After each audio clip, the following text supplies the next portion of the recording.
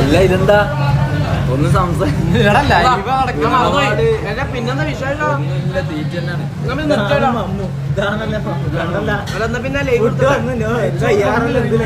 live എടുത്തിട്ടെന്നാലേ food കഴിക്കാം വേറെ പരിപാടി ഒന്നും ഇല്ലല്ലോ നല്ലൊരു ഔട്ടർ കൊടുത്തു പിന്നെ ഫുഡ് കഴിക്കട്ടോ എന്നാ പിന്നെ ലൈവ് കൊടുത്തിട്ടാ ഇങ്ങനെ ലൈവ്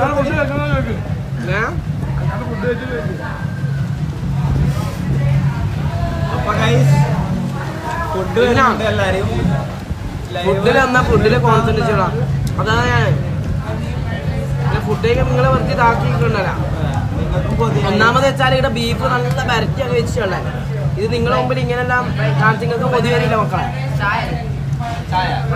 അപ്പൊ എന്റെ ആക്കട്ടെ ഒന്നുകൂടെ ഗ്രേവി